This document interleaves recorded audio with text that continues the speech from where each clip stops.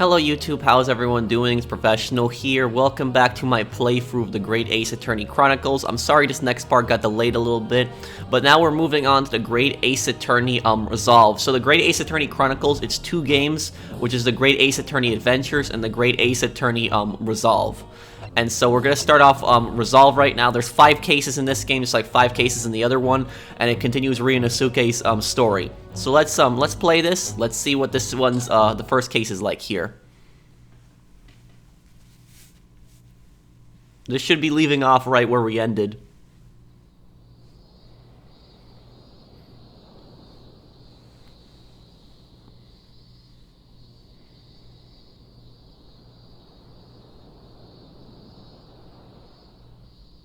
Standing here in the bright sunshine, looking out over the vast ocean, those days in London seem like a dream. But I do miss my time in England's vast capital.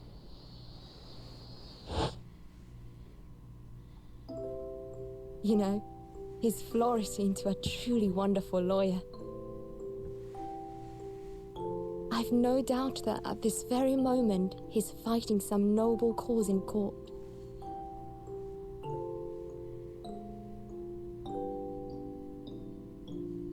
Forgive me for taking so long to come to visit you.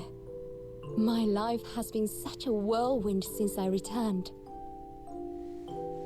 And no one could have predicted what has happened. Just 2 months after arriving home.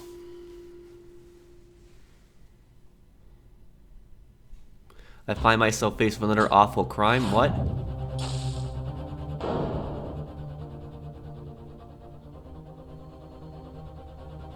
So I came here today to ask something of you. Tomorrow, I shall be standing in court. For the only time in my life. As a lawyer.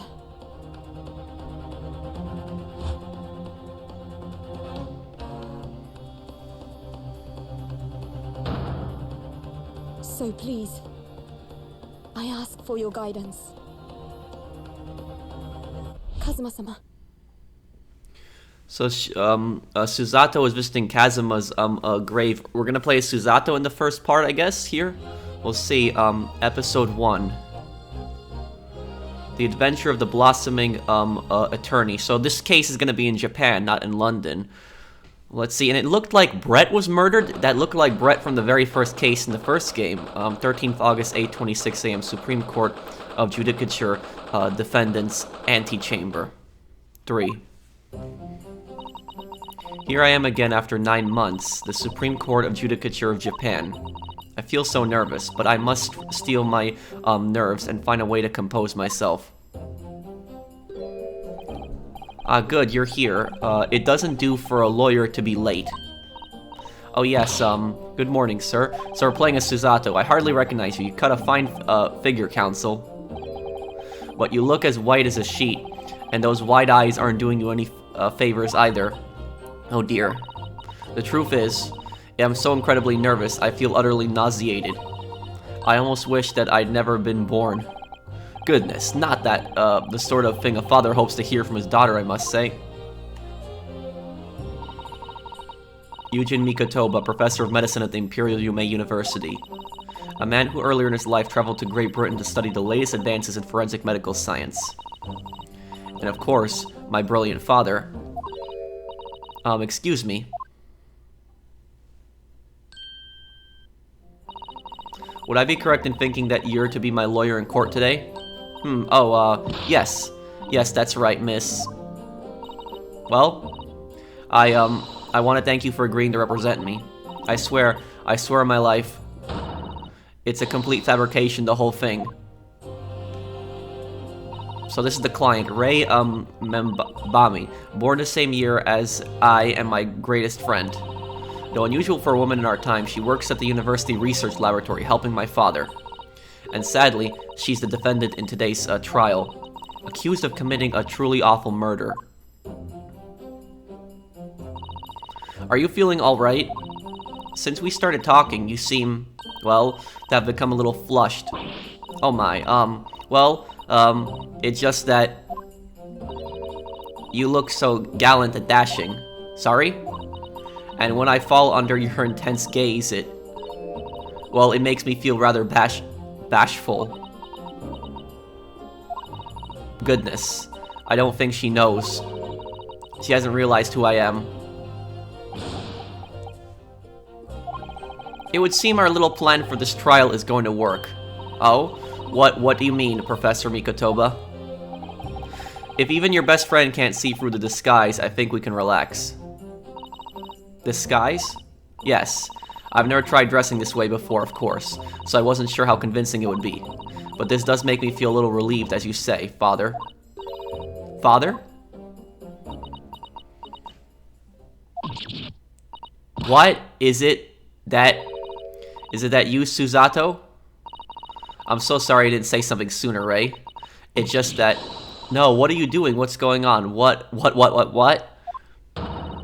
That varsity uniform, the varsity cap, that varsity cape, that varsity badge. Look at you. You look all the world just like a student in the Imperial Yume University, a male student. I'm so glad you think so. It means all my preparations have been worthwhile. I woke at 4 this morning to make a start. But I don't understand. Why are you dressed like that? Well, you see, it was the only way. The only way she would be permitted into the Supreme Court to take on your defense in this trial. My defense?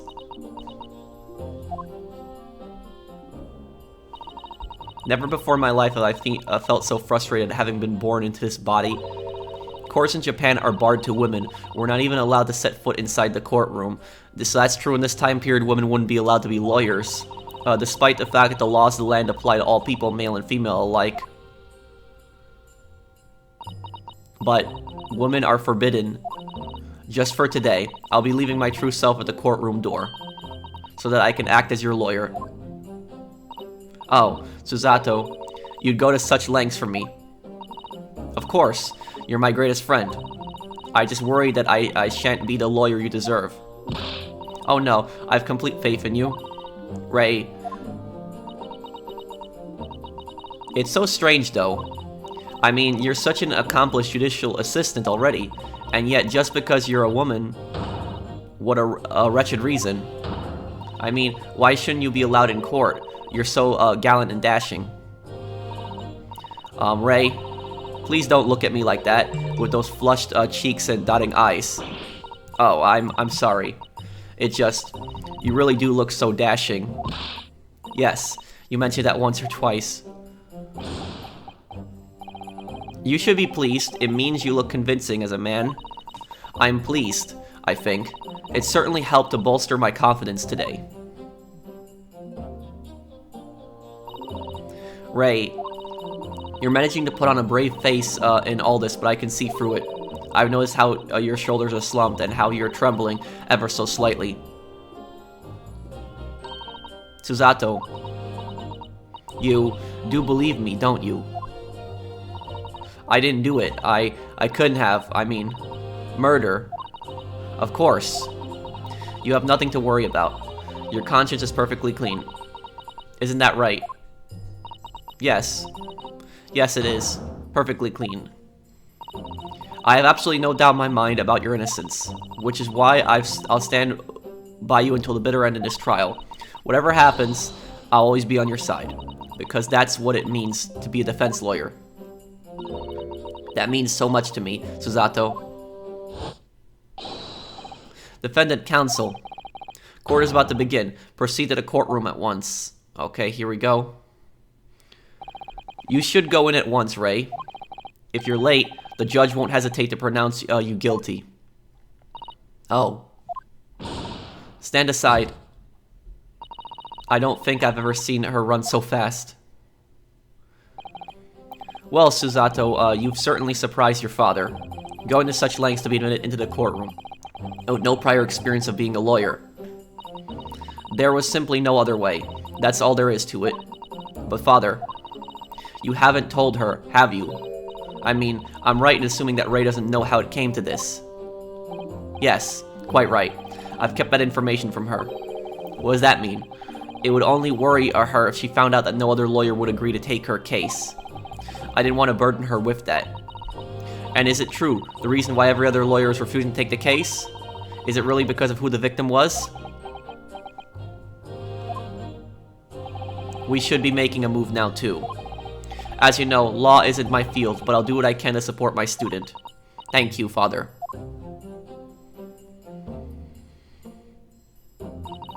I'm Susato Mikotoba, a judicial assistant. 8 months ago, I accompanied a student of law on a study trip to Great Britain. But 2 months ago, due to unforeseen circumstances, I found myself back in Japan. So it wasn't even that her father was sick, it was that her friend was being accused? How many times have I wished that he were here, I wonder. Still, I have no choice now but to steel myself for the trial ahead. Wish me luck, Naruhodo-san.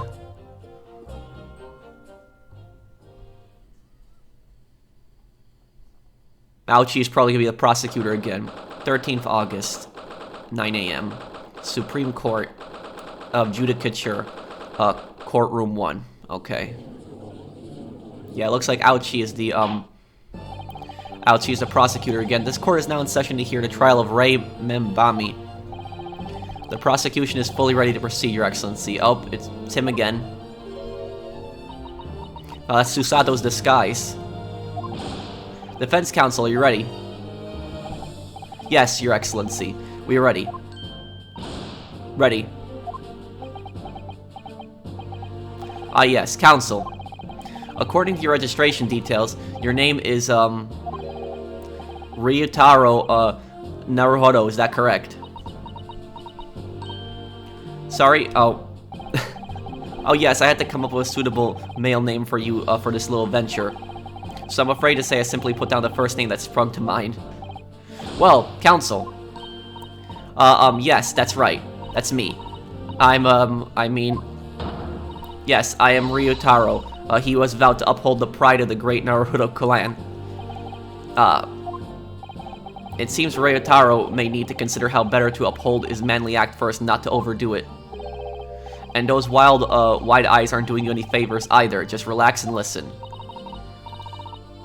Naruhodo? A fresh face in this courtroom, if I'm not mistaken. But the name Naruhodo, would that perchance be? You may be thinking of Ryunosuke Naruhodo, currently in Britain as part of a study program. This is, his cousin. That's right. Ryutaro here has been studying in the provinces, but was called to the capital for this trial. I assure you, in matters of law, his knowledge rivals that of any of Tokyo's preeminent lawyers. Any of them. Tut tut tut tut. What a pitiful situation. Having been rejected by every lawyer in the capital, the accused has to call in a country boy. How dare you? Oh, Susato is every bit as gallant and dashing as any of you Tokyo lawyers. Oh, I won't have you making fun of... Oh. Her? Oh, Please be careful, Ray. Tist, haha. What an unrefined tomboy we have here. But I wonder, is your gallant and dashing lawyer up to the challenge of defending you? His wide, skittish eyes very much suggest that he is not. I'm so nervous. Now that I'm standing in his shoes, I'm starting to understand what Naruhodo-san goes through. Like it or not, eyes are wont to flit. Okay, let's begin this trial then. The case has to be heard today is a matter of great significance to our national interest. In fact, it will be reasonable to assume that the outcome of this trial may well affect the very future of our empire. What? Just like the trial 9 months ago, oh no. And yet, for proceedings of such importance, we have this. Unknown, yokel by the dock, dear me. Perhaps this would be an appropriate moment for me to assess the defense. To determine whether you are sufficiently competent to practice in this courtroom. 9 months ago, when a certain other Naruhodo-san's, Naruhodo stood where you're standing now. This same judge tested him as well. And even though he was just a student at the time, not even of law, he passed the test with flying colors. For a trained and experienced judicial assistant like you, this will be easy. So, counsel, do you consent to answering some simple questions? Alright, It's time to prove myself. Oh, she's doing that same thing that, that Ryunosuke does. Very well. To start with, you will state the name of the victim. Ooh, that is simple. I couldn't forget that if I tried. Ah. What's the matter? Now that I'm standing in his shoes, I'm starting to understand something else Naruhodo-san goes through. Like it or not, minds are won't to blank. It's not surprising, really. It's your first time in this position, and in that guise. Even a bright spark like you is bound to flicker and falter a little under the circumstances. Oh dear. This is a dismal failure. Don't fret. You need only use the knowledge you've gained as a judicial assistant to overcome the problem. Of course, the court record. Yes, the answer will be amongst all the key information about the case in the court record. Let's see if the victim is Brett, because it looked like it was. Then you need to flip to the people section. Okay, yeah, we can just skip this because we already know this, because this is starting up the second game. Alright, check the court record with R1.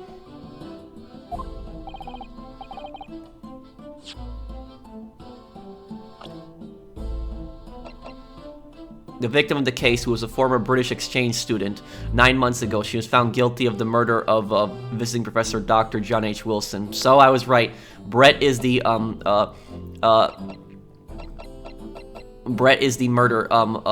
murder victim.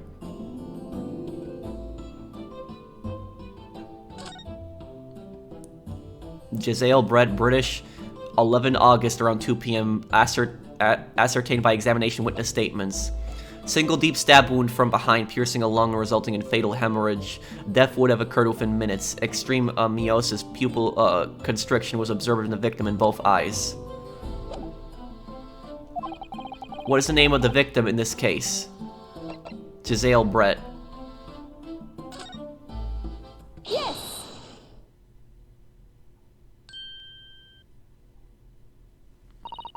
The name of the victim who lost her life in this case is Miss Giselle Brett. Giselle Brett. She's a murderer. She's the one who killed Dr. Wilson, a name that will never be forgotten in the courtrooms of our country, I'm sure. Correct. And being a member of our empire's judiciary, you will be well aware of the significance of that name. So, let me pose another simple question. As you know, Miss Brett was a visiting student from the Empire of Great Britain. Why then is her name indelibly associated with our own empire's judicial history? Obviously, you won't have forgotten that case from 9 months ago. But if it's proving hard to recall the finer points, everything you need is included in the court record. Obviously, I still remember. That was the start of everything. Giselle Brett. So she killed Dr. Wilson with Curare poison. Behind the woman's student persona was the face of a killer. Yes! 9 months ago, a visiting professor of medicine at the Imperial Humane University was killed, and the culprit was Giselle Brett. Yes, she was a killer. At the time, our country had just signed a new treaty with the Empire of Great Britain, and it was in the midst of this delicate diplomatic situation that the incident occurred. An Englishman, Dr. John H. Wilson, was shot dead. I believe he was an associate of yours, Professor Mikotoba. Yes, I was indebted to the man. He'd been my mentor when I went to London to study forensic medicine. Indeed, it was I who invited him here to Japan as a visiting professor at the university. Oh man, that must really make you feel guilty. Naturally, the murder of an Englishman on our soil was a matter the government wished to resolve rapidly. Indeed, which is why a secret trial was conducted here at the Supreme Court. But this one's not secret also, right? A student at the Imperial Humane University was arrested on suspicion of murder. That was Ryunosuke, a second-year English language student by the name of Ryunosuke Naruhodo. With the help of his best friend, a student lawyer, the accused conducted his own defense and exposed a despicable crime committed by Miss Giselle Brett.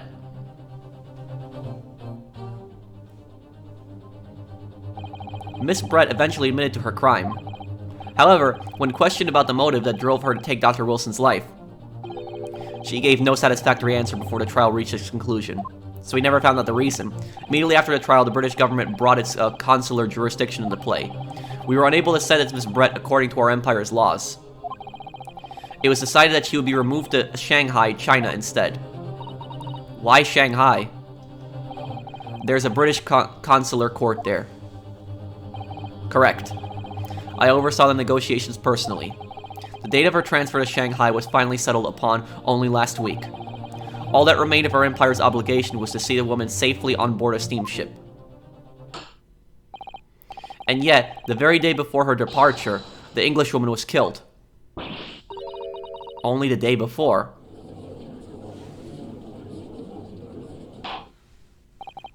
That will do. I'm satisfied that the counsel for the defense is sufficiently capable of representing the defendant. Oh. Thank you, Your Excellency. Over the first hurdle. Now, a summary of the incident, if you please. Prosecutor Ouchie. Why is Ray being accused, though? That's my question. As it is your wish, Your Excellency.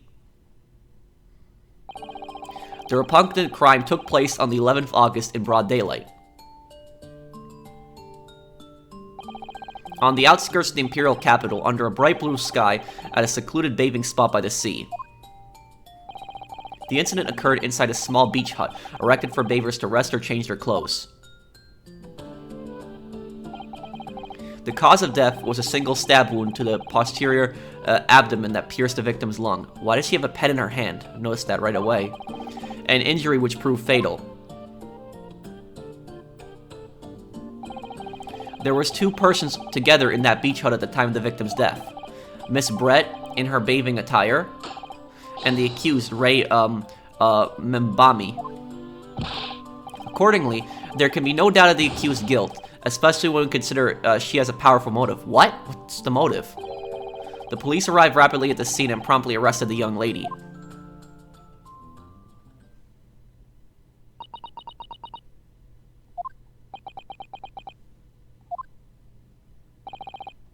Well, that extraordinary description of events leaves me somewhat lost for words, I must say. That's certainly true. The prosecutor's summary was full of words that raised an awful lot of questions. As a lawyer, I really ought to pick up the prosecution counsel and what he said about. The thing is, though, is just because Ray was the only person that was caught there doesn't mean that she did it. That's not enough grounds to arrest someone. Really, just because they were happen to be there.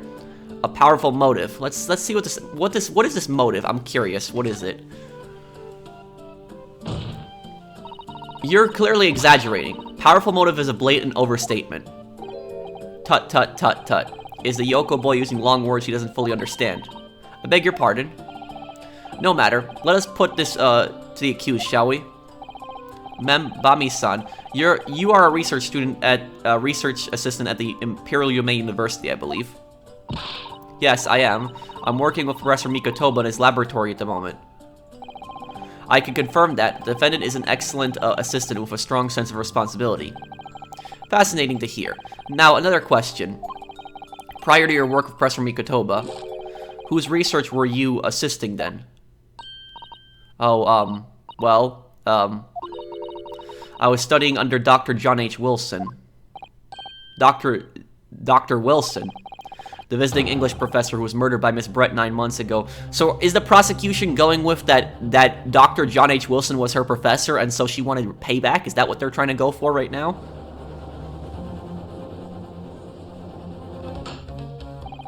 The accused had a deep-seated respect for her former mentor, Dr. Wilson.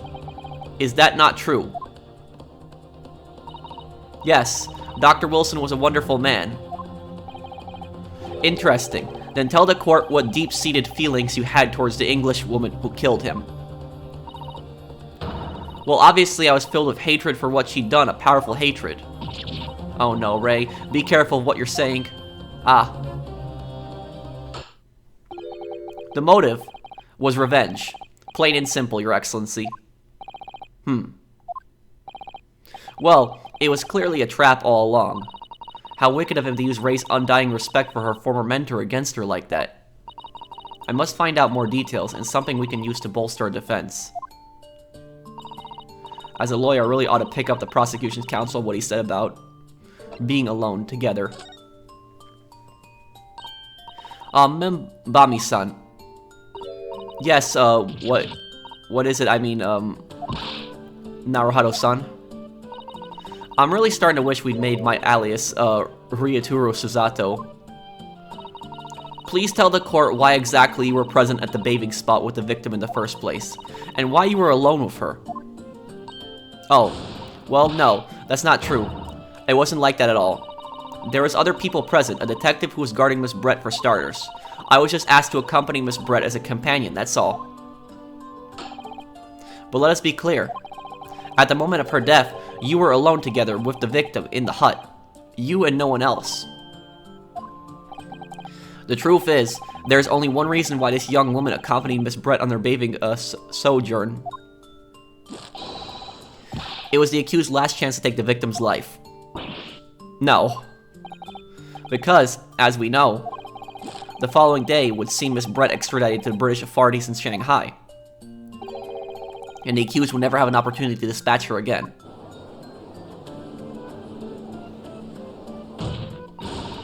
Kindly refrain from conjecture, counsel. Hiss, ha, ha, ha. The prosecution counsel seems to enjoy using provocative tricks like that. But for now at least, we need to assemble more facts. Try not to let him goad you.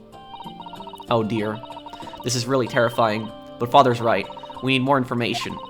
As a lawyer, I really ought to pick up the prosecution's counsel and what he said about the bathing spot. If I may, Prosecutor Aochi. What do you want, you fresh-faced young yokel student? I wonder, could you explain, please? You mentioned a bathing spot. Ha! My apologies. Clearly my modernity has confused a poor country bumpkin's simple mind. Oh man, this guy.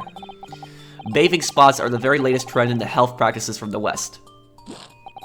We are told that bathing in the water of the ocean is curative, therapeutic, and excellent for the skin. No, that's not what I meant. I was referring to the fact that Miss Brett had, to all intents purposes, been found guilty of murder. Why would a known criminal have been relaxing by the sea? That's a good point. For old time's sake, I believe. Sorry? Miss Brett was to depart from Shanghai the following day. Her final wish, as it were, was to enjoy a day at our country's wonderful coast. And the British Embassy put extreme pressures on our government to comply. But on what grounds would we agree to such a request? Because, as usual, our government is unable to stand up to foreign powers. In matters of diplomacy, it seems, we don't even have the courage to decline the whims of a known criminal. Don't look at me, Professor. It was the government who granted permission, not I. In any case, it was decided that with a dedicated detective on duty, nothing could go wrong. But in fact, a murder took place. I said don't look at me. It was that young student girl who did it, not I. No one has proved that yet. I wouldn't provoke the man if you don't need to. I believe we all have a clear picture of the incident now. Despite her guilt being determined 9 months ago, Miss Brett managed to avoid incarceration instead of continuing her research work at the university. Obviously, over that period, she and Ray would have encountered each other on a number of occasions. Seeing the murderer of the mentor for whom she had such great respect enjoying such undeserved liberty. Yes, even if it was only temporarily until Miss Brett extradited to Shanghai, you can hardly blame Ray for her feelings of anger and resentment. Poor Ray. So, Your Excellency, if you'd be so kind to peruse this exhibit, a photographic print that shows the scene of the crime immediately following the grim incident.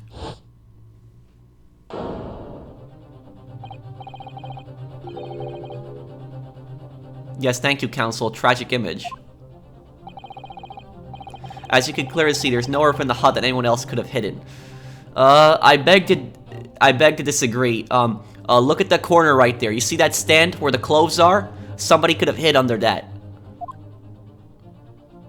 I saw that immediately. The court will accept this photographic print as evidence. A photographic print of the scene taken by police just after the incident occurred. The stab wound in the victim's back is clearly visible. As I understand it then, the victim and the defendant were alone inside the beach hut at the time. This is deeply troubling, I must say. The finger of guilt points firmly at the defendant. Well, Your Excellency, naturally the prosecution has much more to its case. We intend to prove the accused appalling actions beyond all possible contention.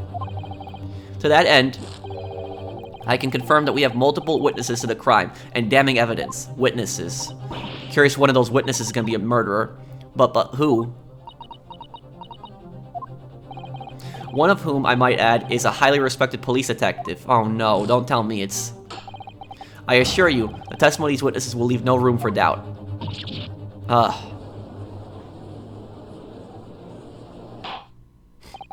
Very well then, counsel. Bring forth your witnesses. I, Taka, Chuchi, Ouchi have been waiting for this moment. Sorry? Oh yes, I haven't forgotten that trial 9 months ago, here in this very courthouse, when that irrelevant little student boy utterly humiliated me. Well, you're about to be humiliated again. Ryunosuke Naruhodo. What? Yes?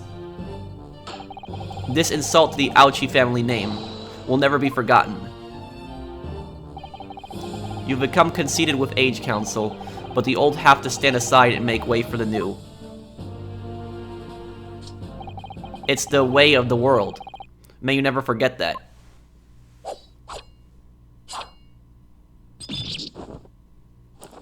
Oh, yep, I remember when that happened.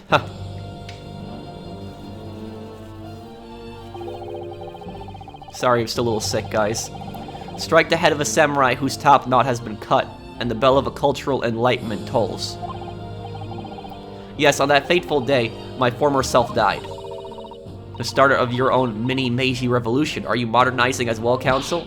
Silence. Since I swore revenge back then, there has been a major miracle atop my head. Observe the Ouchi Grove. You see a seed of hope sprouting forth the barren expanse of my crown? I think that tiny grove is trying to tell me something. I'm afraid I can't really see. Where is the hope exactly? I said silence. Today I face another yokel student of Naruhodo clan. Well, I will vanquish you. Now, if you guys know, yokel, Vlad also says that in GTA 4. That's not a nice word for a person from the country. And my victory will be fertilizer for the seed of hope atop my head. You have been warned. With that, the prosecution calls the witnesses to the stand. It looks like the stakes are high on both sides in this trial. The prosecution and defense each has much to lose. A haircut is hardly comparable to Ray's life. Heh. Who's the witness? Oh no. Natsume is a witness too? You gotta be kidding me. Witnesses, please state your names and occupations for the court. Chief Inspector Satoru Hosonaga, Imperial Police Bureau. I'm in disguise, obviously, so I can go undetected. So, Detective Hosonaga is here. And I am, well, the next big thing in books, an author renowned throughout the capital. In fact, yes. Soon to be sold out, the satirical I Am a Cat, a sensational success by Sasaki Natsume. So it's Natsume, so remember that we found him not guilty. He was accused of murder, and that was case 4. Oh my goodness. Struggling student from the provinces, please. You needn't be in awe of me. I needn't. It's only natural that you'd feel nervous in my presence, but all of you, please relax. Call me Sasaki even. Yes. He might recognize her. What on earth is Sasaki-san doing here? Tread carefully, Susato. That author fella knows you from your time in London, doesn't he? If he exposes you for who you really are, this will be over before it's begun. Yes, of course, I know. I presume Sasaki-san won't have forgotten about me. I could certainly never forget him. Although he does seem to have changed somewhat in the 6 months or so that it has been since I saw him. And as for Inspector Hosonaga, that amazing outfit is hard to believe. What is he wearing? Do I have something on my face? the detective's testimony's been bad in previous cases. Well, your glasses for one, although they don't seem to be helping you see. Thank goodness he hasn't recognized me either. I suppose it's a disguise, is it? I thought that appearing here in the clothes I was wearing at the time would make for a more, fateful testimony. What? It's my guiding principle to carry out all testimonies flawlessly. Well, you didn't do that last time. Well, I can appreciate why an Imperial Police Bureau detective might have been present. But what business did a writer such as yourself have being at the scene, Sasaki-san? Well, you see, I'd been asked that day to give a lecture. On the morning of the incident, in the Imperial Yume University's Grand Lecture Hall, no less. At Yume University. After the lecture, I had a very pleasant conversation with a researcher from the Medical Science Department. The professor over there, in fact. With Professor Mikotoba. Yes, that's right. It was arranged by one of the newspapers. They wanted some story or other about two former students who'd studied in Great Britain. Of course, being a renowned author, the press never leave me alone. They secretly spy, snapshots, scribble stories, and scupper my privacy. Well, why is the media allowed in here? Huh. As you can see, the conversation was written up in this newspaper here. Read it at your leisure, my provincial, struggling student friend. I have plenty of copies. Thank you very much. He practically threw that paper at me. A newspaper containing an article about a discussion between my father and Sasaki-san. The debate became quite spirited. Anyway, following my interview with the professor, the lady in question appeared and made a very unexpected announcement. I should like to go with everyone to see your country's coast. Those were her words. As I explained before, Miss Brett was never taken into custody. She continued to work in my laboratory under strict surveillance, of course. At which utterance, the university immediately contacted the government to seek guidance. And the response was, permit Miss Brett to go as long as the detective accompanies her. The detective I am at liberty to divulge was me, Chief Inspector Satoru Hosonaga. Thereby, the entire party departed cordially for the seaside, it seems. Something's not right here. It was extremely challenging to clear all other members of the public from the vicinity of the beach. But, fortunately, I am at peak physical fitness at the moment, so I was able to carry out my duty flawlessly. Oh my, Inspector, well, you do have something on your face now. How unsightly. I do apologize.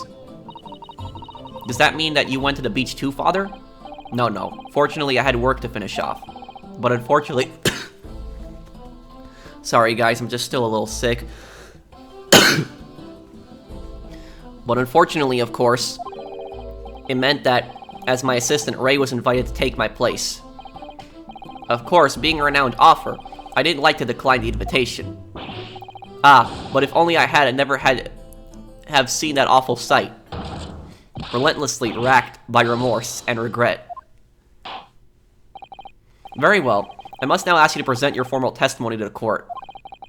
You will give an account of all that you have witnessed on your impromptu excursion to the coast. Of course, Your Excellency. Relentlessly racked by remorse and regret, I am. Witness testimony. The witness scene. On the day of the incident, I was ordered on a special surveillance assignment in this disguise. I just managed to catch that crab when I suddenly heard a caterwaul from behind me. I ran into the beach hut at once, where I found the pair in question.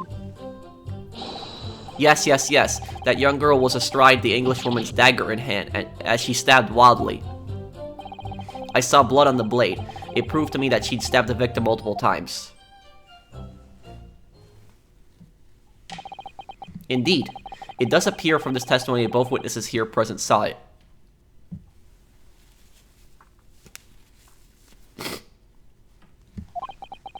The very moment of this heinous crime.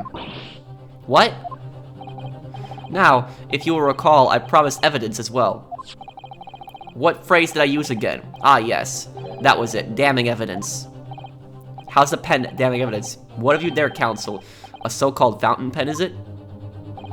Correct, Your Excellency. I found it at the scene whilst examining the body.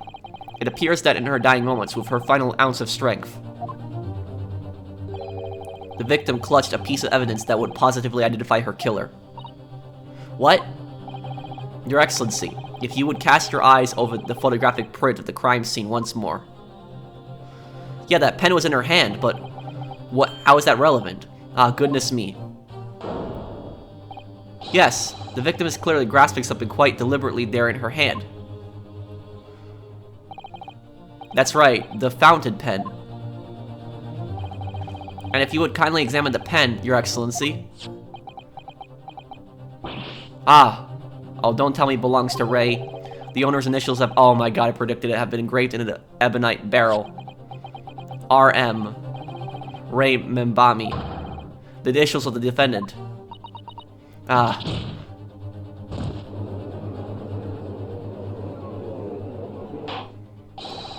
The fountain pen will be admitted immediately as a critical evidence.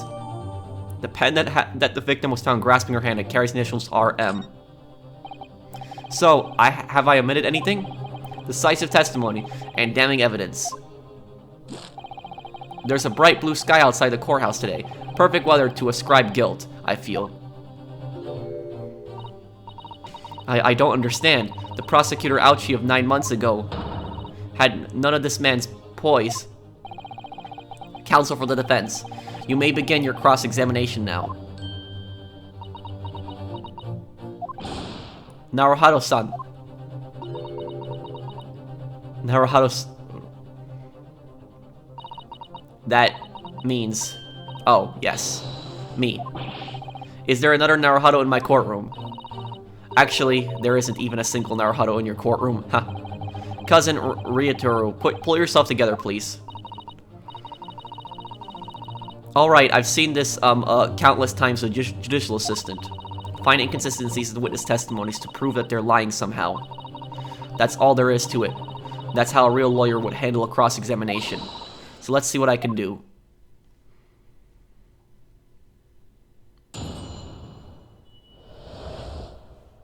The witness scene. Okay. On the day of the incident, I was ordered on a special surveillance assignment in this disguise. Why? In that disguise? In that jauntry disguise? Correct. Wait, no. I mean, it wasn't the first time I've worn this swimsuit for a dip in the ocean. I've tried and tested. Do what must be done to keep the Englishwoman under surveillance. Those were my orders that day. And this tried and tested outfit was the answer? Being able to blend flawlessly into a crowd is an important part of a detective's job. I submerged myself in the salty water, leaving only Mr. Turtle floating inconspicuously on the surface. Seriously? Mr. Turtle loves the water. Wow, this detective, but there was no need for you to blend into the background on this assignment, really, was there? If that made you late arriving on the scene, I think perhaps you had your priorities wrong.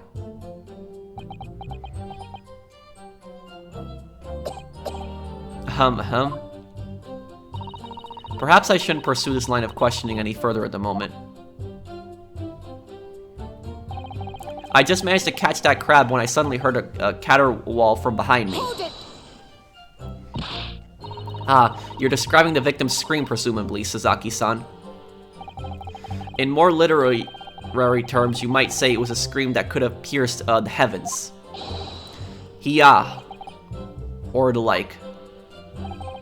Of course, that's just a metaphor. We renowned authors are wont to describing things so. Sasaki-san wasn't at all like this in England. Anyway, I spun around at the noise and the beach hut immediately fell under my gaze. Yes, the beach hut. The area's popular government ministers. Many have seaside retreats for rest and recuperation. Locals are prohibited from entering the area, so it's always very quiet. The beach hut is a simple structure, erected as a place for people to change or take refuge from the sun.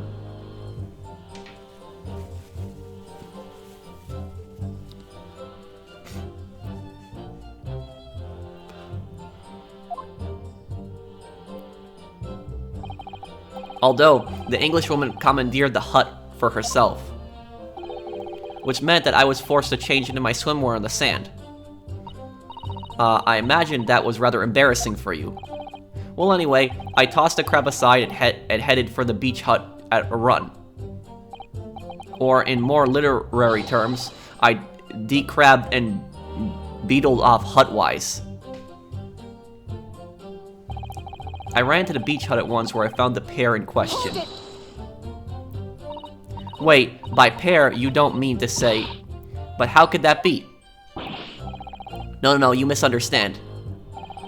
Obviously, I meant the victim and the defendant, Rei Mbami-san. Oh, it would have been helpful if you could have just said that from the outset. If you jump to conclusions, you have to expect to fall flat on your face sometimes. Dear me, pinning your hopes on such an outside chance. Foolish, very foolish. It really was an outside chance. I just wish I'd realized that before I said something silly. So, Inspector, why don't you tell the court how exactly you found the aforementioned pair in the hut? Well, it was a sorry sight. A really grisly scene. I parted the Norin curtain hanging in the doorway and stepped inside only to see the defendant leaning menacingly over the lifeless body of the victim sprawled on the sand. My glasses very nearly cracked at the ominous sight that met my eyes. How thoroughly appalling. He doesn't appear to be lying here. Well, Sasaki-san, can you confirm what Inspector Hosonaga is saying, I wonder? You'd like a literary man's opinion. Yes, that young girl was astride the Englishwoman, dagger in hand, as she stabbed wildly. Hold it!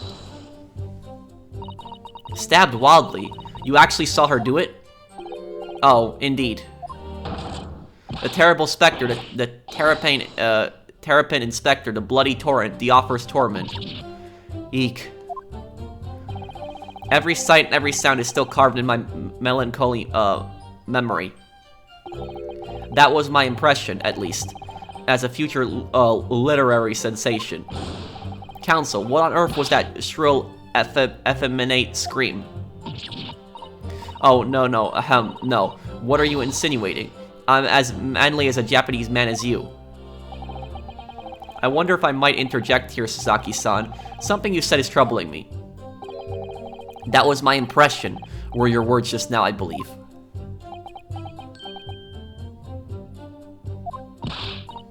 So, do you mean to say you're not confident that you really did see what you described?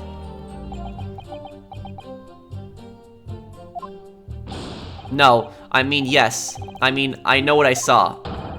My ears didn't deceive me when I heard that scream, hence my eyes didn't deceive me either.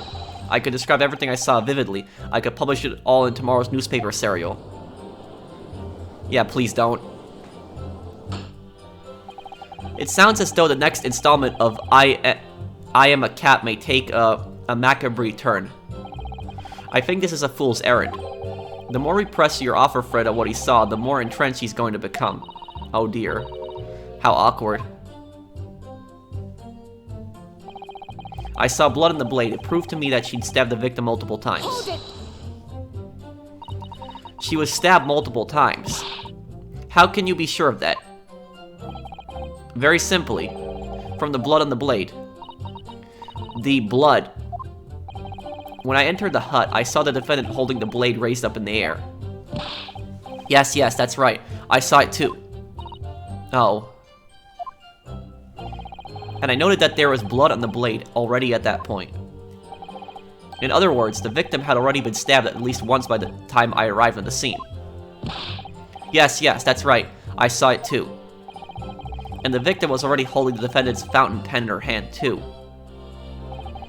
All of which means I can be sure the victim did not die instantly.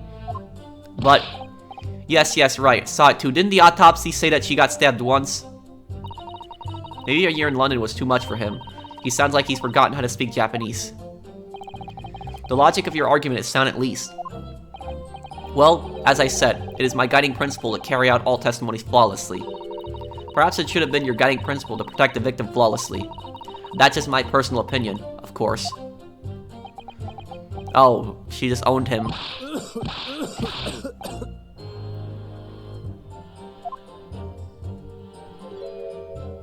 What is he doing? Counsel, you were afraid from mocking the witness. Oh no, I just have so many thoughts whirling around in my head. It's all I can do to stand here, wide-eyed and mute. Goodness, my dear, you really must try to calm down. But how am I supposed to find an inconsistency in what these two gentlemen are saying? I don't see why either of them would have any reason to lie. What you must remember, I think, is that the witnesses may inadvertently lie at times. For various reasons. A misunderstanding, a mistaken observation, a delusion, even... a delusion. What's important is that we determine the truth, and there's only one sure way to do it. I don't think either of them are the killer. I think they're not seeing what really happened. Yes, with evidence, of course. Spoken like a true judicial assistant. During witness testimony, you can use R1. Okay, we know this. So you need to listen carefully to each statement and compare what's said to the details in the court record. If you find some conflicting information, that may be the inconsistency you're looking for. Yes, it's all about inconsistencies. Once you identify a witness statement that appears to conflict with a piece of evidence, present the evidence to the witness with, okay. Yes, alright then. I think I know what it is. I think it's that she got stabbed multiple times. I'll consider the details of the evidence in the court record against each statement to find inconsistency. I hope I'm up to the task. Don't forget that you can have the witnesses repeat their statements as many times as you like. Everyone has to start at the beginning, remember. So those wide eyes are quite forgivable. And besides, there's no one else to defend the poor girl. You're right. I need to listen to the testimony again from the start.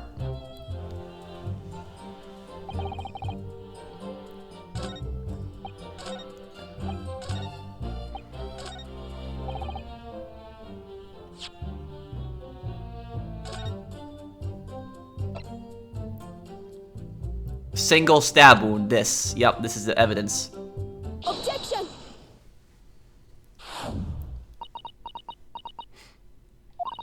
With that accusatory cry that just walled up from deep inside me, I think I finally understand. Every time Kazuma-sama and Naruto-san have stood here at this bench, the stakes have been very, very high indeed. What's the meaning of this menacing pose, counsel? I'd like the witness to clarify something for me. Who? What? Where? When? How? Not you, Sasaki-san. The query is directed at Inspector Hosonaga. At me. In your statement just now, you said that the victim was stabbed multiple times. Yes, that's right. As I said, when I entered the hut, the defendant was already standing over the victim, bloody knife in hand, like a murderous demon. And yet, that cannot be. What? Get to the point, please, counsel. In the post-mortem report, it clearly states that the victim was stabbed one time only. Ah.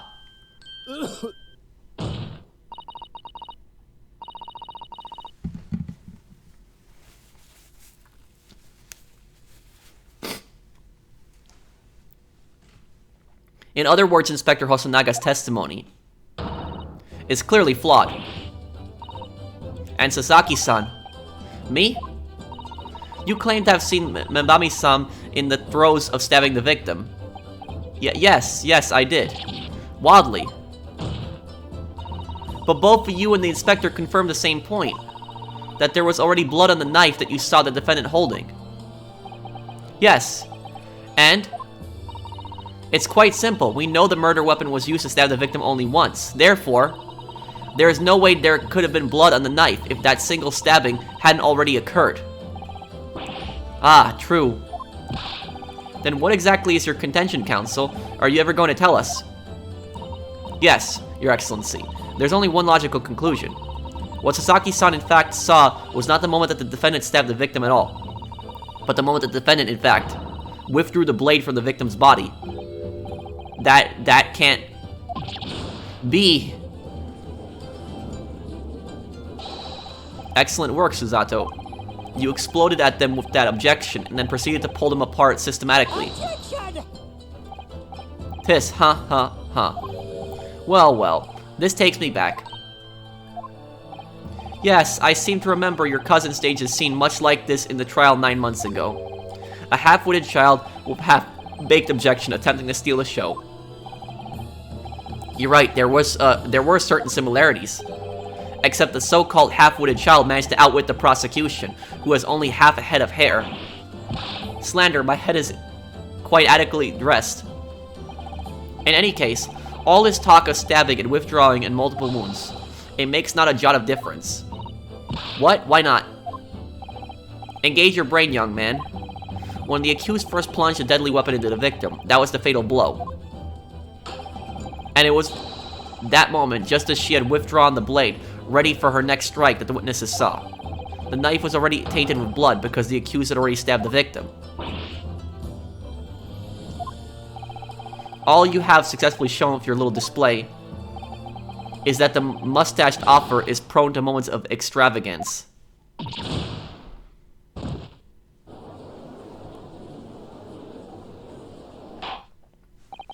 I am in agreement with the prosecution. If the defendant was seen wielding the blade at all, that is sufficient grounds for her actions to be viewed with suspicion. But if she's withdrawing the blade, then we are back where we started. Sorry? Consider this, young yokel boy. If the student girl is innocent as you claim, then why would she have pulled the blade from the victim, and with a demon's cold-blooded composure, too?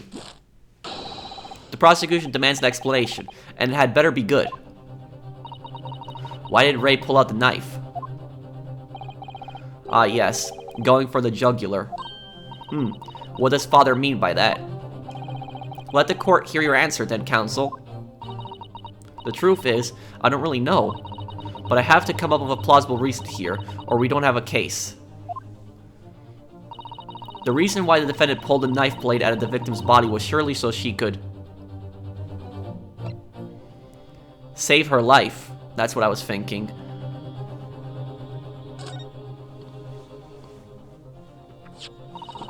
According to the post-mortem report, the victim's death was not instant. That's correct. It's thought she would have remained conscious for a short while after sustaining the injury. Indeed, giving her the time to take hold of this piece of evidence that clearly indicates her killer. The point is, being a medical research assistant, Bami-san was compelled to act when faced with the wounded victim. Instinctively, she pulled the blade out in an attempt to save Miss Brett's life. This, I'm gonna say though, this wouldn't really work. The reason is because depending on where you get stabbed, like, a lot of people's first instinct is to pull the knife out if they get stabbed. But depending on where you get stabbed, you shouldn't pull the knife out. The knife should be pulled out eventually, but it shouldn't be pulled out immediately. The reason for that is because when you get stabbed, what happens is the knife actually holds a lot of that blood in. So it'll actually hold the blood in wherever you got stabbed. If you release the knife, take the knife out, what happens is all the blood pours out, and then you have a higher chance of dying, depending on the situation. So the adequate thing would probably be to get to the hospital, and then have them pull out the knife there. Because if you pull out the knife before you're at the hospital and you start bleeding like crazy, that increases the chances of death by a lot. So that's why you don't pull out the knife in that type of scenario. But there's no other explanation I can think of here.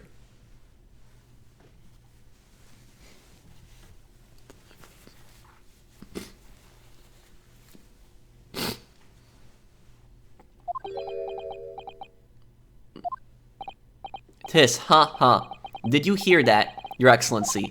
It would seem that this is the best we can expect of this young yokel. Indeed. Is it just me, or does it suddenly feel much colder in here? Your Excellency, if I may. Speak, witness. I would like another opportunity to testify. In respect to the slip hood assertions just put forward by the Yokel Defense Council, I mean.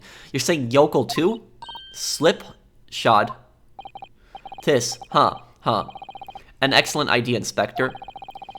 Our young yokel hopeful has a modicum of knowledge when it comes to the law, it seems. But in matters of medicine, he appears to possess not one iota of common sense. Very well, Inspector, I will permit your request. You will testify again before the court on the subject of the defense's counsel's assertion. Yes, sir. I will do so flawlessly.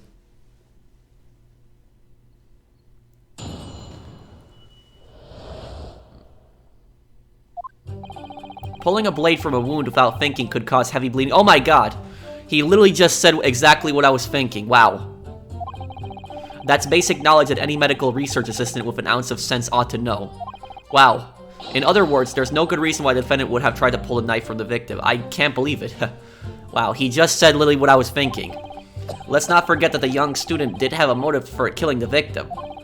That man that the victim murdered 9 months ago, Dr. Wilson, was the defendant's highly respected mentor. Is what you just said true, Inspector? Could pulling a knife from a wound really cause the wound to bleed heavily? It can. That's true.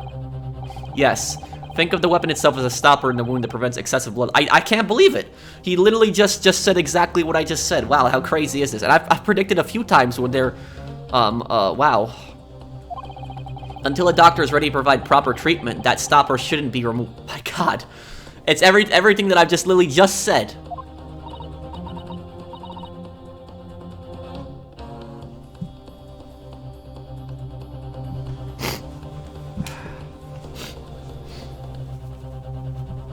Oh, I see.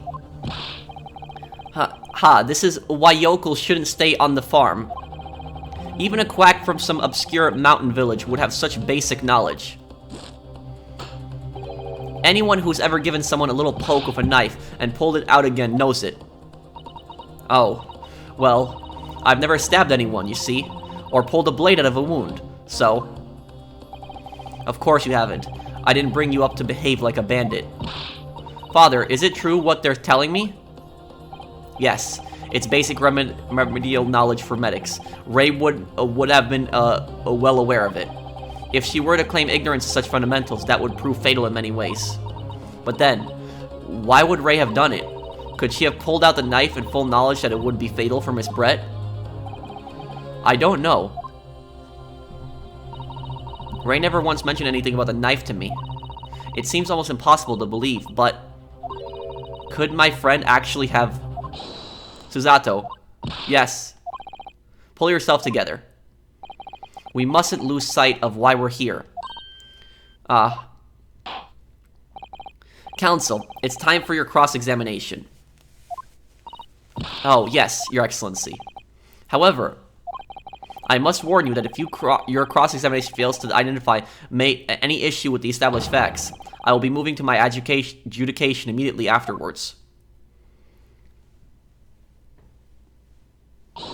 I understand.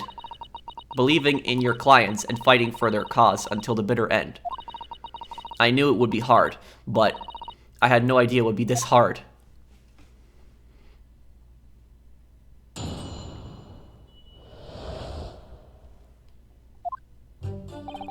Pulling a blade from a wound without thinking could cause heavy bleeding. Hold it! You say doing it without thinking could be a problem. Does that mean that if you use due care and attention, it will be alright? I wouldn't have thought this needed spelling out really, but... The blade is like a stopper in a wound. Remove it, and a serious hemorrhage will occur. In other words, a medic would need to be present before any attempt was made to withdraw the blade. Doing it without thinking would be madness. You just can't do it. Oh, well, thank you for such a thorough explanation. You see, Counsel, when you act without thinking, the result is a bloodbath. Back to the witness testimony, please.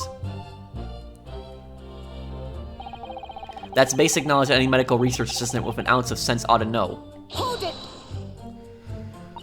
In that case, there's an obvious explanation here. Which is... Clearly, the defendant, Ray Mbambi-san, does not possess an ounce of sense. Yeah, that wasn't a good thing to say. What do you think about that, Professor Mikotoba? I'm not sure that you should be labeling your best friend as lacking in common sense. Well, I thought it would be better than labeling her as a murderer. I don't know young people today. If that's friendship, I don't understand it. Careful, Counsel. A lack of common sense can be a very dangerous thing. Yeah, I don't think the judge is happy. Oh dear. that recoiled on me pretty badly. That's life, I'm afraid. A lesson everyone must learn. Hopefully you can see now that this is really basic medical knowledge. Being involved in any medical research, Membabi-san would certainly have been aware of it. In other words, there's no good reason why the defendant would have tried to pull the knife from the victim. Hold it! There has to be some other reason, but the defendant had suddenly encountered somebody she knew lying on the ground, bleeding to death. The sight could have shocked her delicate sensibilities, causing her to remove the blade inadvertently. I really don't think inadvertent actions can explain this.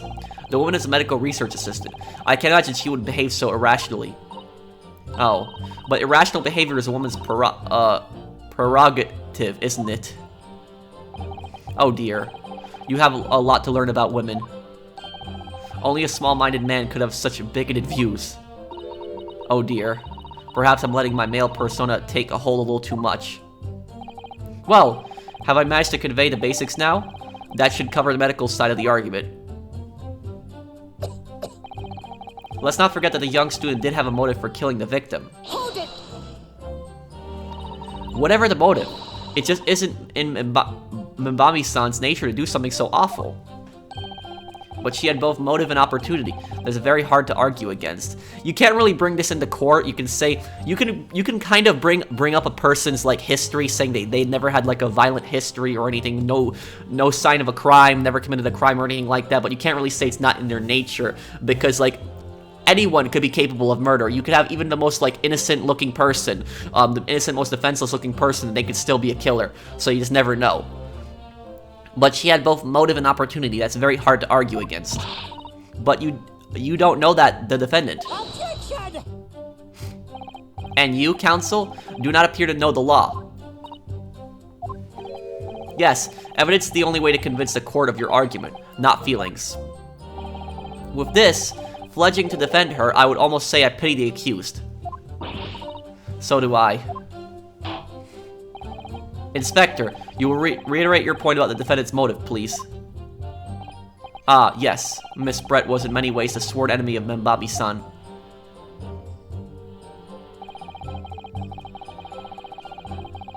Did he change anything in this? Hold it! Well, yes, that's true. Dr. Wilson recognized Membabi-san's talent and offered her the position of assistant despite her being a woman. She was extremely grateful to him. Yes, the English man appears to have been a very broad-minded individual. Dr. Wilson had no time for outdated traditions. He met with opposition, of course, but he believed firmly in Membabi-san's abilities. Clearly, the defendant was in the man's debt, which only serves to prove my point. This is hopeless. I can't find a single crack in this testimony anywhere. If Rain knew the withdrawing a knife from the wound would threaten Miss Brett's life further, I just can't think of any way to explain why she did it. Susato, it's times like these when it's especially important to remember the fundamentals. It could be a different knife. The fundamentals. Evidence is what counts in the courtroom, isn't it? Of course, but I've been through the court record dozens of times already. I think perhaps you're forgetting something, though. You needn't take the evidence at face value. You can and must examine it in greater detail, too. Ah, I realize it's your first time playing the role of lawyer in the courtroom. So if you need a reminding of the rudiments, you need only ask. I'll do my very best to help. Examine the evidence in the court record. It's an idea, certainly. What should I do? I know what to do. Come to think of it, Kazuma-sama and Naruto-san were always turning evidence over and over in their hands. Yes, I need to examine things in greater detail with X.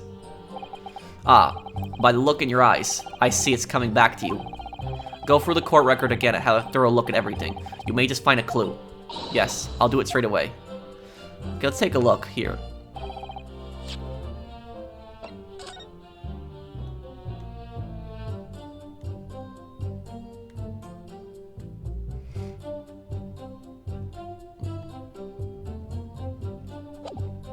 Nothing here. A newspaper containing article of discussion between my father and Sasaki-san. Okay. Rashus England returnus. Tell all. This is the interview with you and Sasaki-san, is it, father?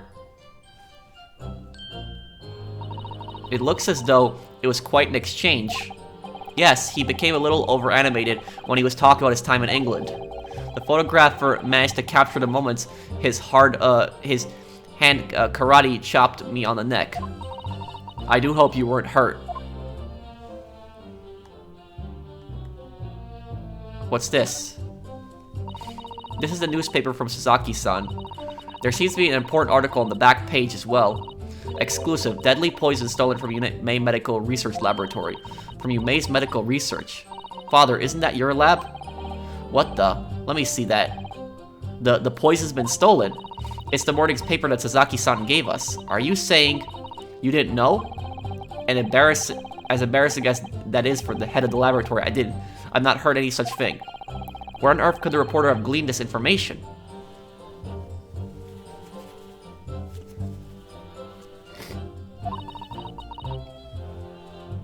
Come to think of it, there was no article mentioning this story in our paper this morning, was there? It's a highly toxic poison we've been working on in the strictest confidence. I put Ray in charge of the project. Ray, she was managing it. If what's written here is true, it means that she tried to hide the theft from me. And moreover, the details were leaked somehow. I don't believe it. We need to read this article very carefully. An article about poison that was stolen from a laboratory at Yumei University. Even my father, who was responsible for the lab, knew nothing of it.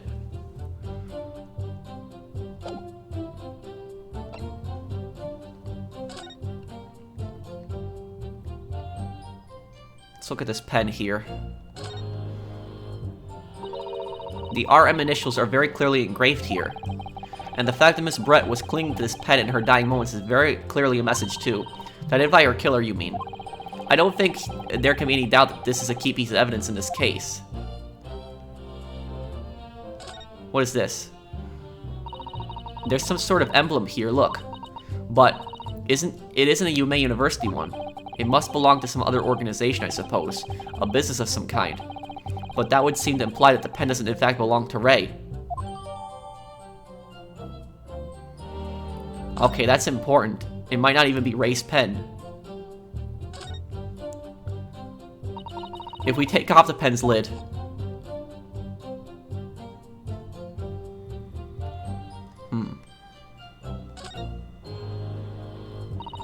Now let's unscrew the barrel, shall we? What the... That doesn't look like a pen. It looks like a vial. This must be the little reservoir that holds the ink. Yes, you fill it by drawing ink from a bottle up through the nib. Is something wrong, Father? Just that there doesn't actually appear to be any ink in there. That's all. Oh yes, you're right. It's pretty much empty. Well, it could be on the verge of running out, I suppose.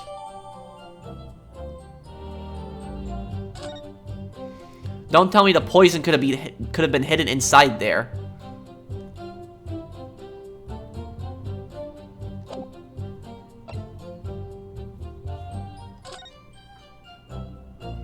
Following the lecture, okay, we've read this. It's come to light that a very disturbing incident took place. Okay, I guess we didn't read this. A deadly poison being secretly developed in the university's foreign science laboratory was stolen. Even the smallest amount entering the body, either via the mouth or via the wound from a poison-laced blade, would prove fatal in minutes.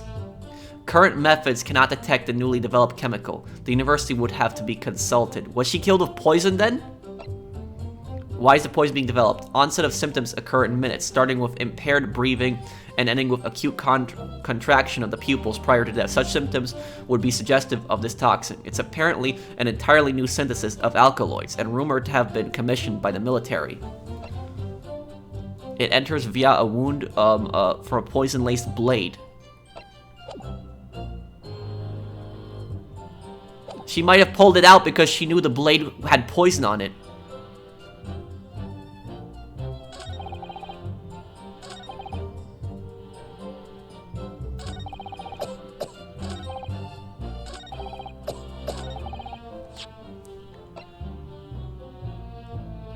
Let's see if this is right here. Objection! Oh, it is.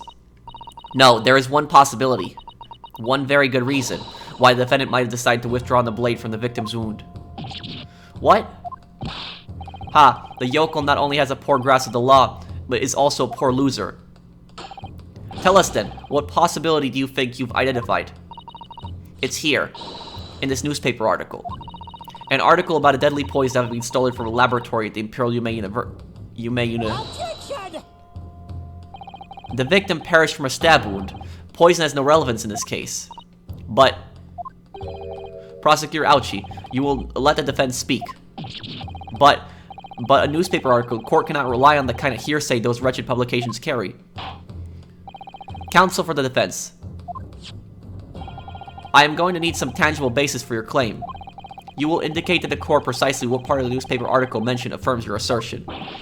Your Excellency. Yes, of course. Thank you. Ray would never have done something to further endanger Miss Brett's life without just cause. The reason why the defendant pulled a knife from the victim's body is explained in the article where it says... Let's just double check. Deadly in tiny quantities. From a wound from a poison-laced blade. Deadly in tiny quantities. So poison has been involved in the original case and in this one too. The article reveals the following property about the poison in question. When the toxin enters the body on a knife laced with the poison, it rapidly absorbs and causes death in minutes. Are you suggesting if the knife used to attack Miss Brett was laced with this very poison, it would explain why the defendant, Membami-san, would have withdrawn the blade as soon as possible? Yes, the truth is, it was an attempt to stop the poison from entering the victim's body. What? Objection! This is complete and utter nonsense. Not at all. The defendant withdrew the knife blade from the victim's body not to accelerate the woman's demise, but to save her life, and the prosecution cannot deny the possibility. Have you not read the post-mortem report? The cause of death was hemorrhage, but remember what the newspaper said, it's not detected. It can't be detected. The word poison appears nowhere in this document. Well, that's because by acting quickly to remove the blade, the defendant prevented the poison from taking... Objection! Oh please, this is clearly desperation, the weasel's last breaking of wind. Poison has nothing whatsoever to do with this case, as I believe the defense is well aware. We have no proof that the information in this wretched newspaper article is at all relatable anyway.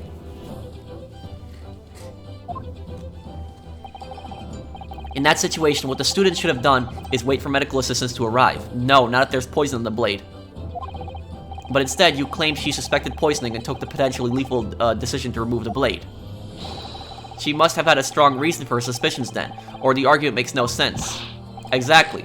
Well put, Inspector. On what grounds did she do it, yokel? Why did Ray suspect the stolen poison was involved? If you want grounds, I'll give you grounds. What? You can't possibly. From your expression, counsel, it would appear those are not empty words. But naturally, as you stand in this courtroom as a lawyer, you must be aware that words alone, empty or not, are of no value in our modern justice system. The court demands evidence. Yes, Your Excellency. I'm well aware of that.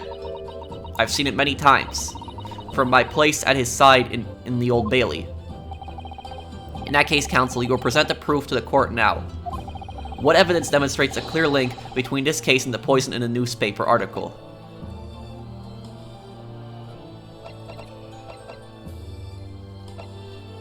What evidence demonstrates a clear link between this case and the poison in the newspaper article?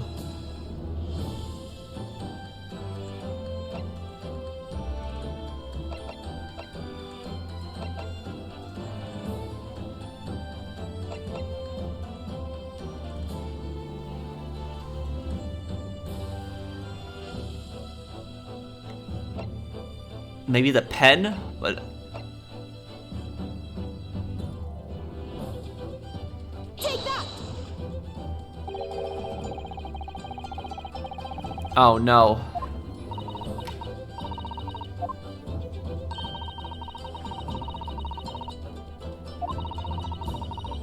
No, this isn't good. Oh, no. I think the pen held the poison.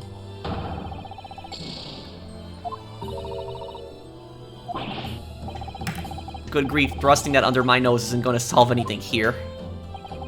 We must use our heads. The article is in the paper had details of the toxin. Now, where have we seen similar details? Does nowhere come to mind? Ah, you mean I ought to search through all the evidence looking for that? Yes. Sorry guys, but just... the stuffy nose is bothering me at times. If I'm not mistaken, it appears the advice of your elders has given you an idea. Yes, I'd like another chance to present evidence, if I may, Your Excellency.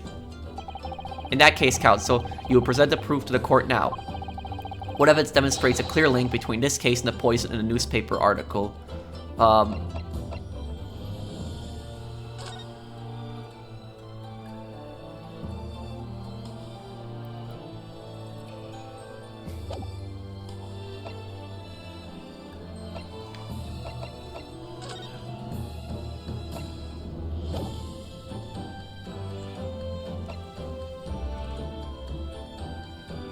I think the article again.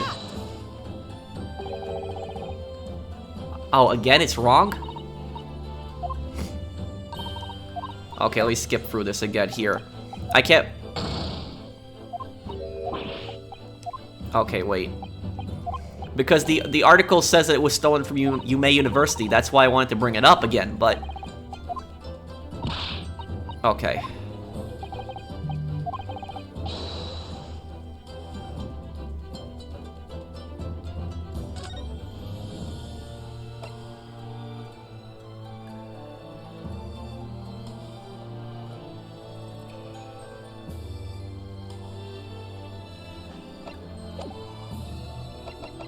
Hang on.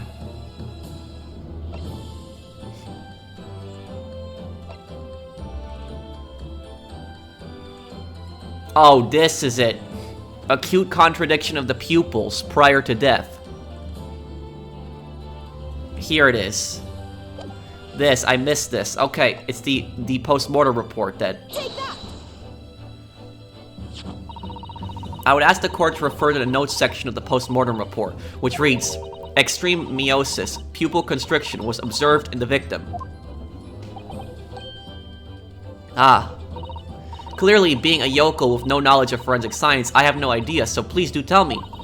Presumably, the fact that this condition of the victim was noted in the post-mortem report means that it's an unusual symptom of death. Tisk, well, under no normal circumstances, the pupils dilate when someone dies. Yeah, that's the sign of the poison. If there was extreme constriction instead, that's most certainly unusual, yes. What are you doing, you yokel, detective? Newspaper article, there's the following information about the stolen poison.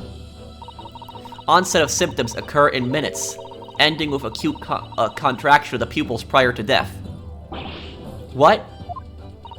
If the defendant, upon seeing the victim stabbed in the back, happened to notice that the pupils of Miss Brett's eyes had constricted severely, yes, as a medical research assistant, she would have suspected poison immediately, without doubt. Grr. Prosecutor Ouchie, I think you'll agree. This is a very compelling evidence. Tisk, you... yokel student and yokel professor. I believe the defense has expertly demonstrated a credible reason for the defendant's actions. No. Eugen Mikotoba. Yes, Your Excellency. I believe you are best placed here to confirm or deny the veracity of the defense counsel's argument. You will tell the court the truth about the details reported in the newspaper, please. It pains me to have to admit it, but I'm afraid I don't know. You don't know? The toxin was kept under lock and key in my laboratory, certainly, but I was unaware of any theft. Do you mean to tell the court that reports of this theft are unfounded? No. Your Excellency, without returning to the laboratory to investigate myself, I couldn't say. Ha! Listen to the bumbling academic. unaware of the theft of secret state research from his own workplace until he reads it off in the newspaper. I take full responsibility for the incompetence of my supervision. Father. Tisk, a pitiful situation for a university professor. You should have more control over your students, rather than allowing them off on killing sprees. That's totally unfounded.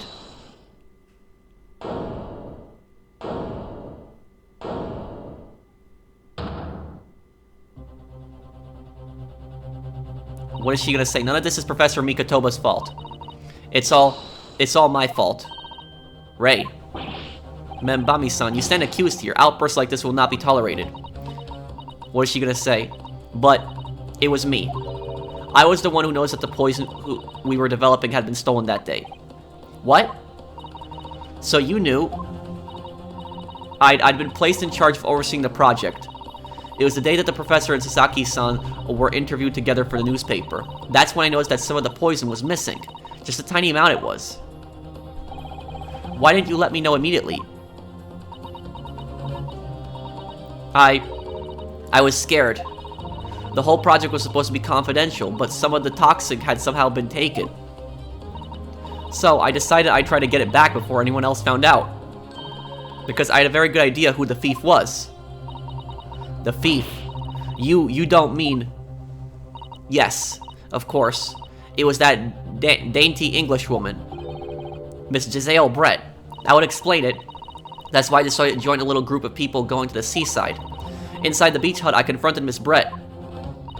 But she just sat on a stool at the back of the hut, smiling sweetly at me as if she knew she was untouchable. I know it's you who stole the poison. Well now, whatever do you mean? Remember what kind of personality she had? Brett was evil. And then she suddenly got to her feet before falling to her knees in front of me and then collapsing on the floor. That's when I saw the knife in her back. I couldn't understand what had just happened.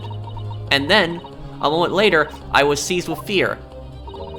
The pupils of her eyes they shrunk to tiny pinpoints. I don't believe it. In other words, you realized that the victim was suffering the effects of the stolen poison. My mind started racing. I hadn't seen anything past Miss Brett's lips while I'd been with her, which left only one possible way for the poison to have entered her body. On the blade of the knife in her back. And that train of thought was what spurred you to withdraw the blade. Yes, if the amount that had entered her bloodstream was small enough, she might still have a chance. That's what I hoped. Really, I'm so sorry for staying silent all this time. But how did she get stabbed?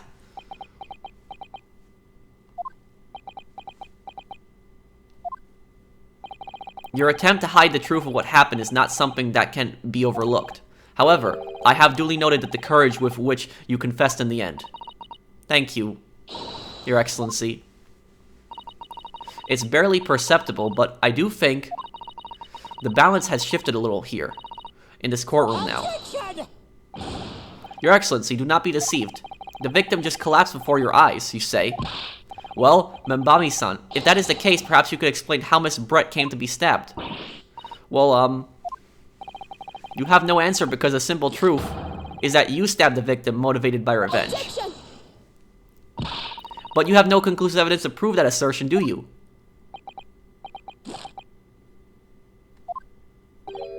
Oh, I have evidence, and it's very much conclusive. What is it?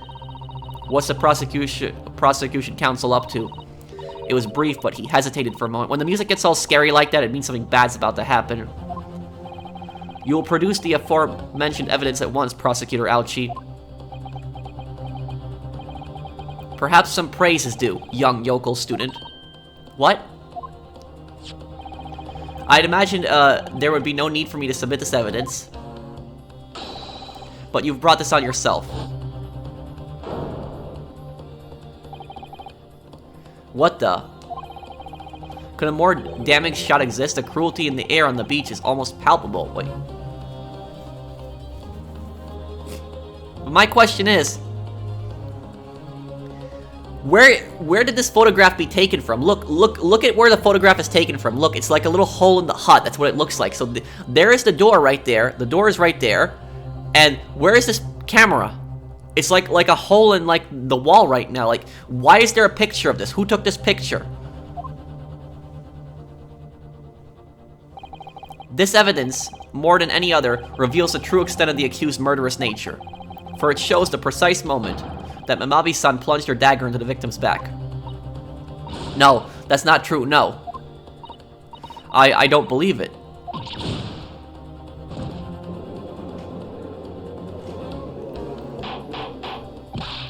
Order, order, order.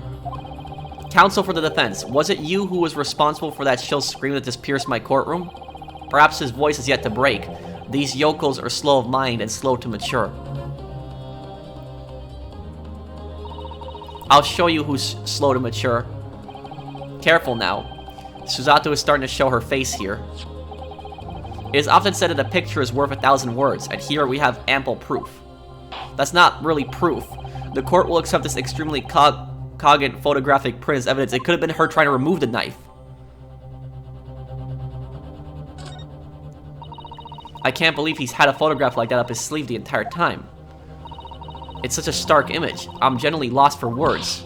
Wait a minute. I don't understand. How did you... I mean, who took that photograph? Ray. Objection! Exactly. Who took... That's no importance here. Stop trying to divert... No, it is very important. It is very, very important where that picture came from. Who took that picture. And look at the... Look at the picture again. It's like a hole in the hut. That's exactly where the picture was taken. It looks like it came from a hole in the hut. It's very important that he reveals where he got that picture from. Oh. Objection! That's an absurd thing to say. It's crucially important. Whoever took this photographic print was a witness to Miss Brett's death. The court must be allowed to hear this person's testimony. Ah. Wait, I just realized something.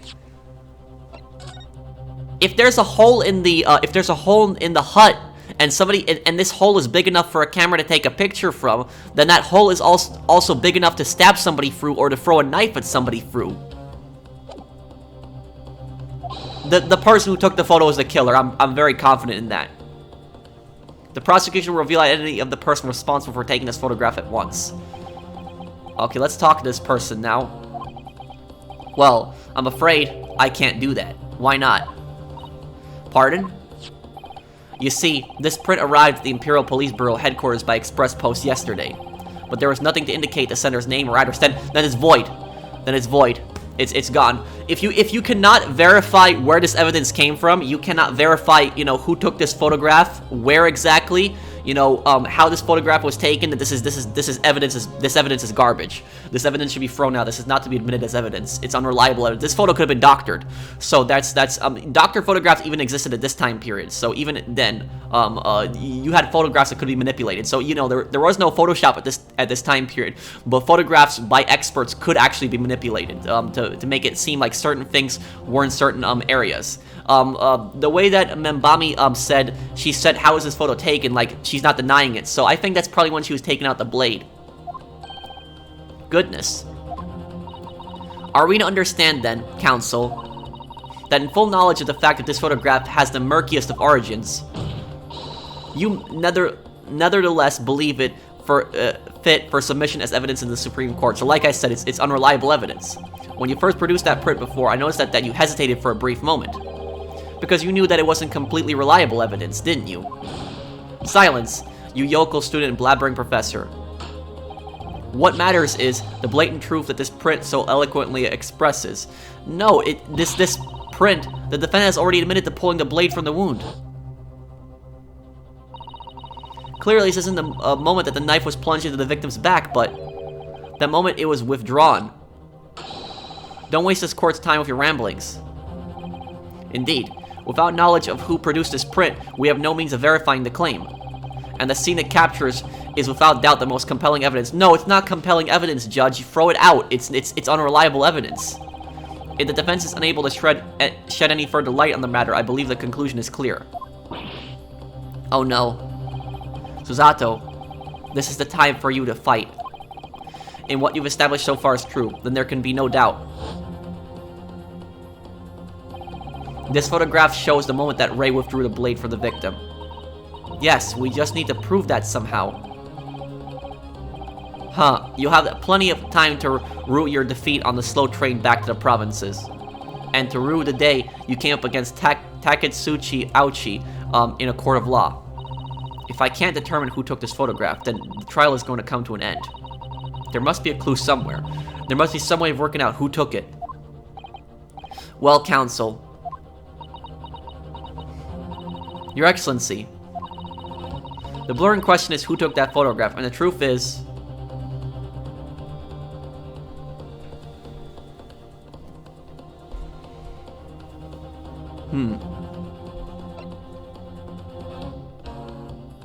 I think it's the detective.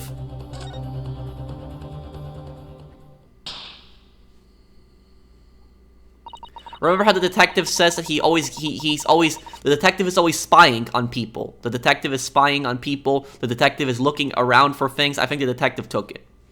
This isn't about whether I can or can't come up with the answer now. I simply have to.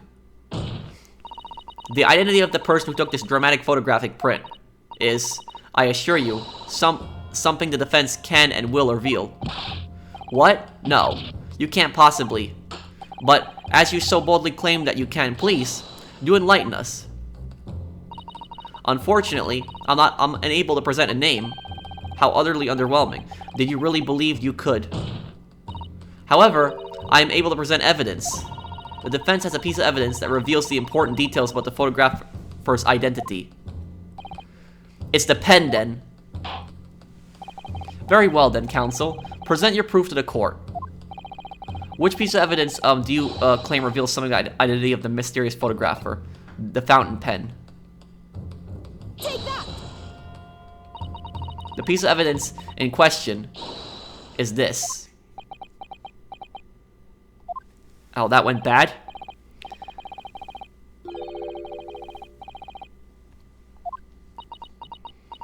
Okay, we skipped through this. I thought it was the pen because it's...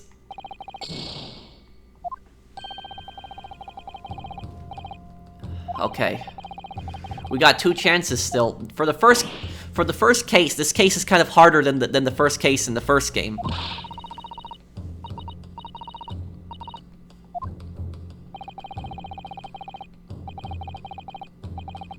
Okay, let's see.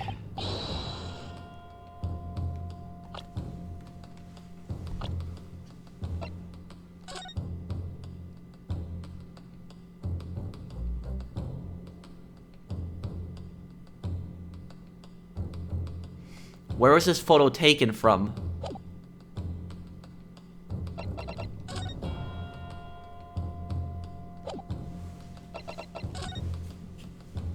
It has to be hidden behind this. This is where the photo was taken from, right here.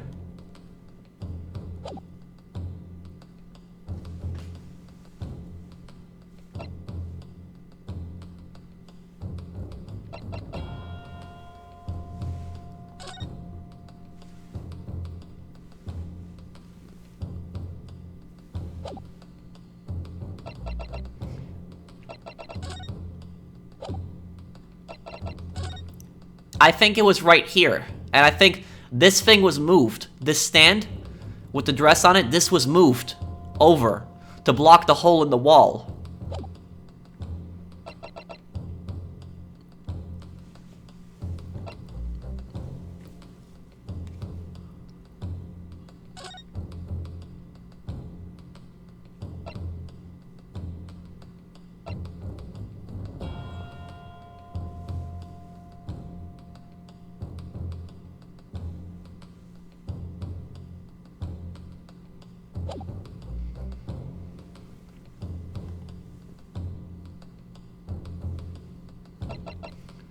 I'll say this one here.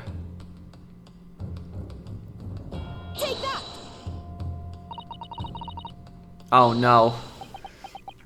But like, I know I made a mistake here, but like, this could reveal something important because it's like the hole was covered up. Oh great. Okay, I only got one chance here. I'm not gonna mess this up, but I'm gonna save here just to be safe.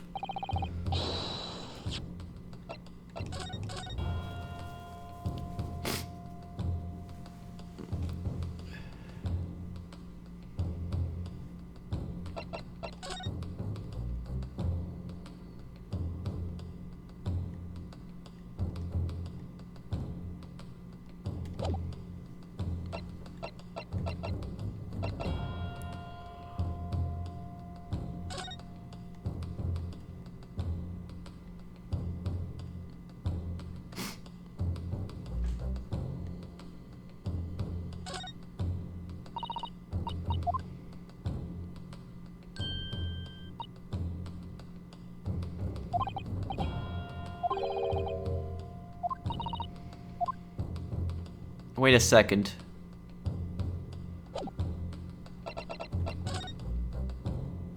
My camera's blocking it. Wait, look.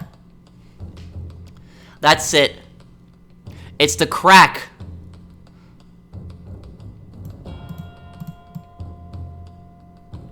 Whoever took this picture has a crack in the camera, and it's the exact same crack as from this. Look. It's the crack. The crack is here again. It's this. Take that!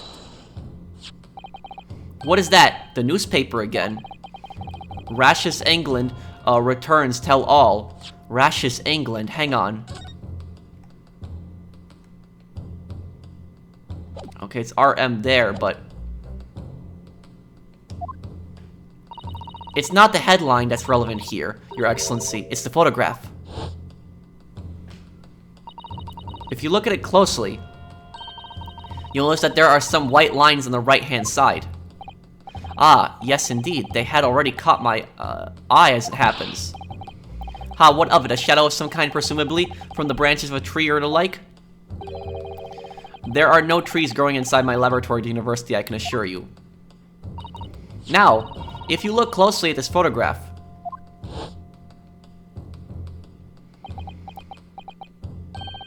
Good gracious. Yup. Yes, exactly the same pattern of lines presented on this photograph too. Objection! Well, that tells us nothing. No, it tells us it's the same camera, because what are the chances that another camera would have the exact same broken lens, like there? Like that it would have that exact same crack when taking, like, a photo. Like, whoever took that picture is the same person, so we can just find out who wrote the newspaper article and find that person. Ha, yes, it's a shadow of some kind, definitely, from the branches of a tree. There wouldn't be any trees growing inside a hut at the beach council. What's quite remarkable about it is that the two patterns are absolutely identical. How could such an extraordinary similarity have transpired? The curious matching pattern that appears on both photographic prints is a result of a camera defect. Obviously, it must be due to the problem with the camera used to take the photographs. With the photographic device, yes, we can confidently say that the camera lens must be scratched, and that the scratched lens causes unwanted lines to appear in every print taken with the device. In short, the two photographs under consideration here were taken with the same camera. Glad we had that newspaper. That would have been really bad if we didn't. There must be hundreds of such camera devices here in the capital. It would be utterly impossible to identify the owner of this particular one. No, it wouldn't. You just find out who published the article. Objection! I think you're forgetting, Prosecutor Ouchie, that one of the photographs featured a newspaper article. A newspaper. Ah. That's right. The author of that article is the mystery witness to this crime. What? Yup, we got it there now. What's that?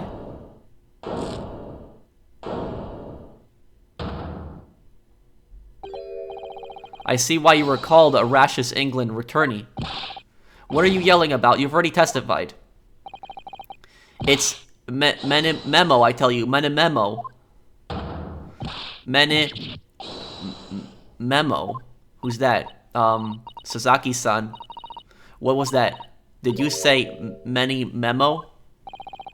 Ever since I returned to Japan, a reporter from the Shoyu News has been hounding me, following my every move. Don't tell me it's that guy who's taking pictures in the back. A reporter by the name of Reiten Many Memo. Yes, hounding me from dawn until dusk. Now that he mentions it. That's him. What's with that purple on his... Look at that purple that's on his hand there. Is that pen ink? Could that same reporter be... A camera to the left of him, a notebook to the right. There I am, stuck in the middle with Rate and Many Memo. So you're saying that this picture was taken by Many Memo? Yes, my Lord, Your Excellency, Esquire. Officer, find a newspaper reporter at once and bring him to my courtroom. We will adjourn for a short recess in the meantime. Oh, yes, Your Excellency. As you say, Your Excellency. And one more thing. I want this knife, the murder weapon, examined for traces of poison. You will solicit the assistance of the Imperial University's medical department for the task. Understood? Good judge there, good judge. Meh.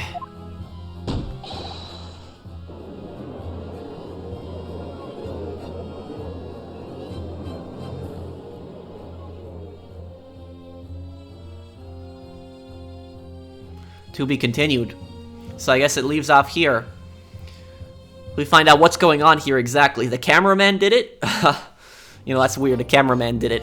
So, thank you guys for watching. I hope that you guys enjoyed it. But like I said, if that hole was big enough for a camera to take a picture through, it's definitely big enough for somebody to stick a knife through and stab somebody in the back. Or the knife could have even been thrown through the hole and stabbed her in the back. So thank you guys for watching. The next part for you guys as soon as I can. See you guys in the next one. Take care, everyone.